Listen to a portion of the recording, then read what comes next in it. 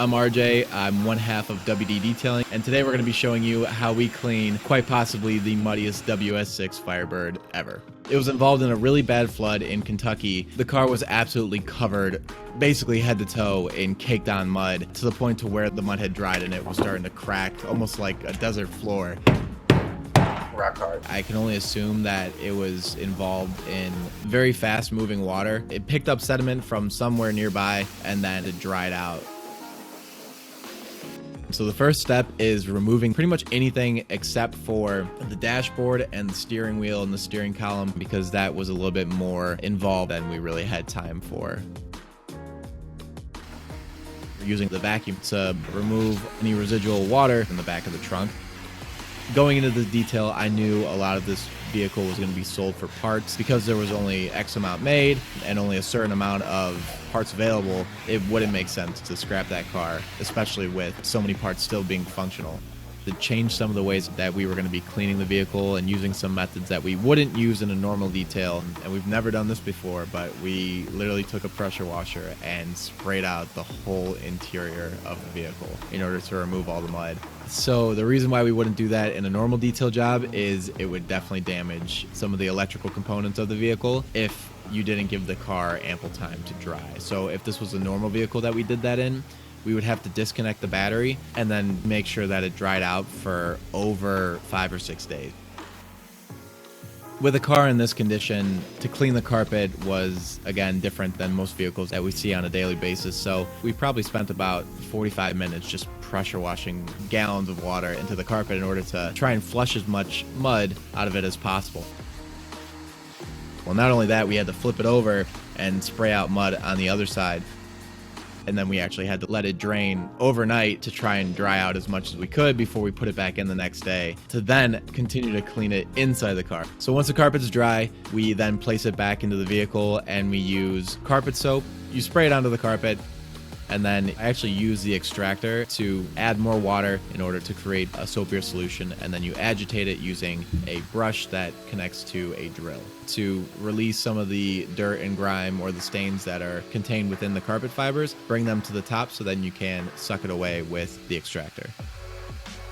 In the extractor, we only use water. If you spray the soap onto the carpet, and if you only have water in your extractor, when you see through the head of the extractor that there's no more foam, there's no more bubbles or soap that's coming out of the carpet, you know you've not only removed the contaminants that were in the carpet, but also any residue from a leftover soap.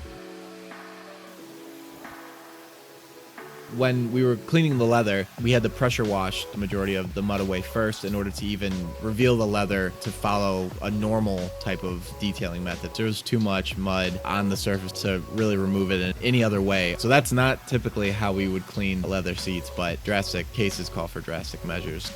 We then used an all-purpose cleaner in a Tornador. It's basically compressed air that feeds into a reservoir that holds an all-purpose cleaner, and then it uses that compressed air to pick up the solution and blast it into the material that you're trying to clean. We'll use it when we know that the leather has seen a lot of age and we don't want to potentially damage it further. And then I went ahead and used a leather brush in order to agitate that further and to remove as much mud and sediment as possible. These would have to dry for another couple days in a heated storage facility. With the exterior, we went ahead and just did a pretty basic wash, so we had to make sure that we just blew out all the mud from all the cracks and crevices there. The foam cannon is my personal favorite part when it comes to washing the exterior of a vehicle.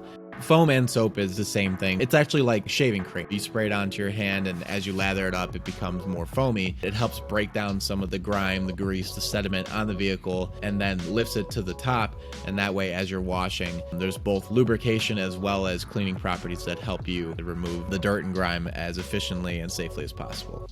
Cleaning the windows. Most people ask what solution you're using, what window cleaner are you using, but in reality, it's the type of towel that you use and how many towels you use and how clean they are. So windows are very prone to streaking, especially when they've been splattered with mud like they were in this vehicle. So to start out, we just use your standard shop towels in order to remove the bulk of the grime, and then we use another type of towel that's called GSM. So it has a higher grams per square meter of microfiber, and all that means is that there's more fibers on the towel, and the more grams per square meter, the fluffier the towel, and the more microfiber strands there are to wipe away any of the streaks.